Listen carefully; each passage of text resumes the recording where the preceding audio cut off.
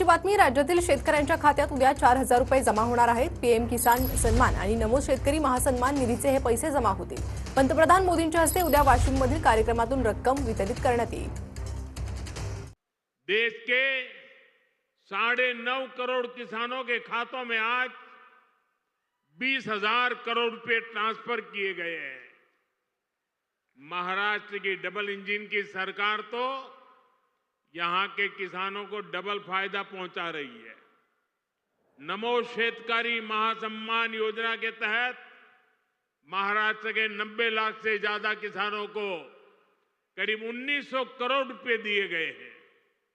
आज कृषि, पशुपालन और किसान उत्पाद संघ एफपीओ से जुड़े सैकड़ों करोड़ रुपए के प्रोजेक्ट भी जनता को समर्पित किए गए हैं। पोहरा देवी के आशीर्वाद से मुझे अभी लाड़की बहन योजना की लाभार्थियों को मदद देने का भी सौभाग्य मिला है। ये योजना नारी शक्ति का सामर्थ्य बढ़ा रही है।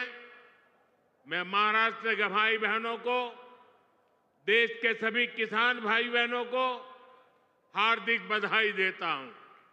साथियों, आज यहां आने से पहले मुझे पोहरा देवी में बंजारा विरासत संग्रहालय के लोकार्पण का भी सौभाग्य मिला है।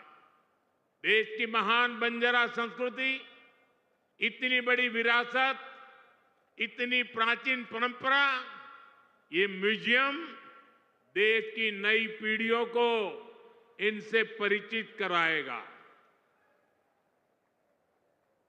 और मैं आप सबसे आग्रह करता हूं, ये जो मंच पर बैठे हैं उनको भी आग्रह करता हूं कि आज जाने से पहले ये बंजारा विरासत संग्रहालय देख करके ही जाना।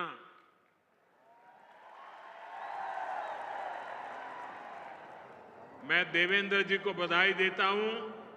इन्होंने पहली सरकार के समय जो संकल्पना की और इसने उत्तम तरीके से आज मैंने इसको बना हुआ देखा, मन को बहुत ही संतोष हुआ, आनंद हुआ। और मैं तो आपसे आग्रह करूंगा, आप तो देखें, आपके पूरे परिवार को बाद में समय निकाल करके इसे देखने के लिए जरूर भेजें।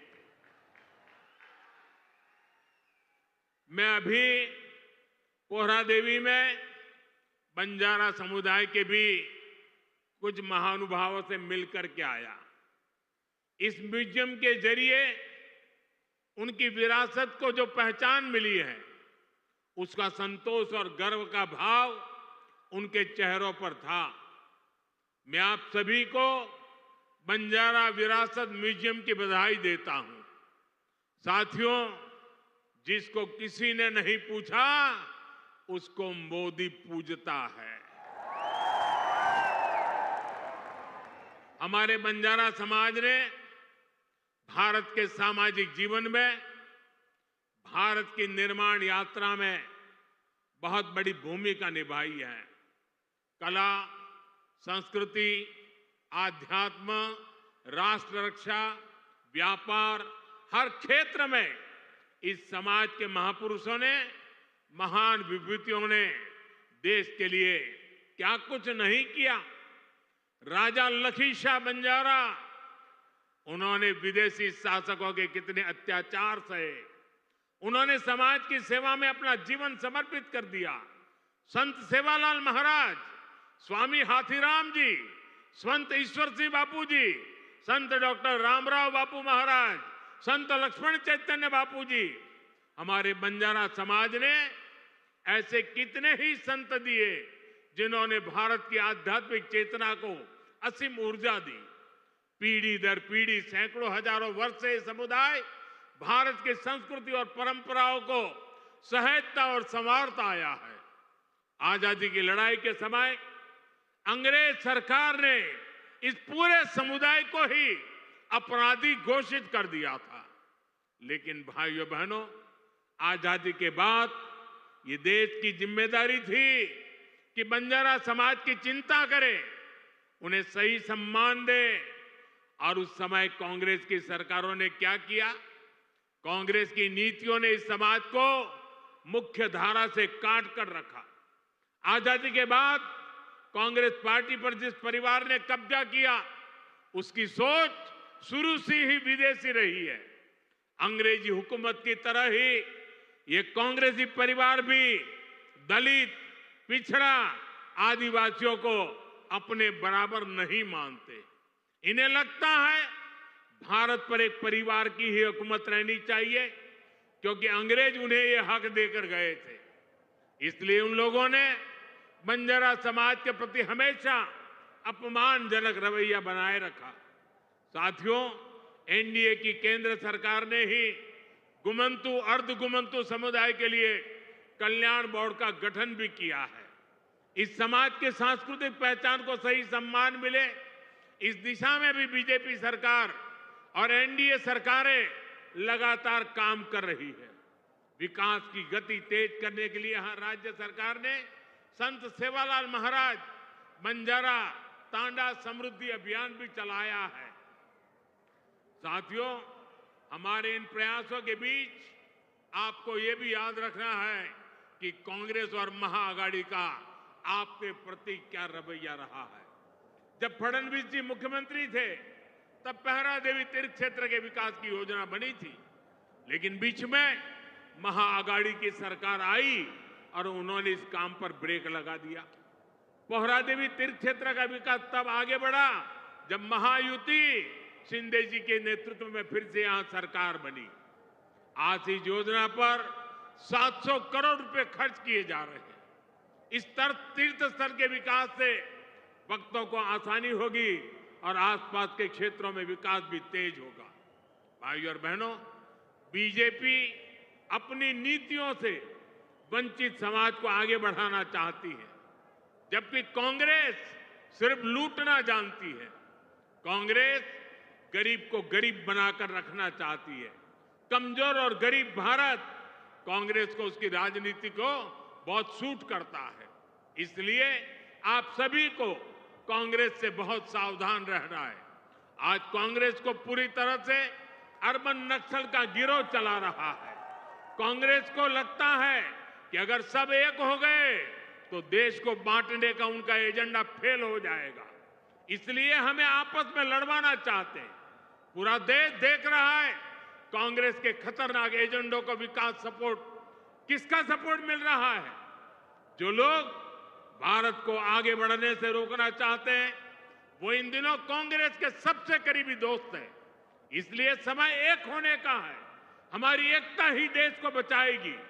भाइयों और बहनों, मैं महाराष्ट्र के लोगों को कांग्रेस की एक और करतूत बताना चाहता हूं। आपने खबरों में देखा होगा, अभी दिल्ली में हजारों करोड़ रुपए का ड्रग्स पकड़ा गया। और देखिए दुख की बात, इस ड्रग्स रैकेट का मुख्य सरगना कौन निकला? कांग्रेस का एक नेता उसका मुख्य सरगना निकला। कांग्रेस युवाओं को नशे की लत में धकेलकर उस पैसे से चुनाव लड़ना और जीतना चाहती है। हमें इस खतरे से सावधान रहना है और दूसरों को भी सावधान करना है। हमें साथ मिलकर ये लड़ाई जीतनी होगी।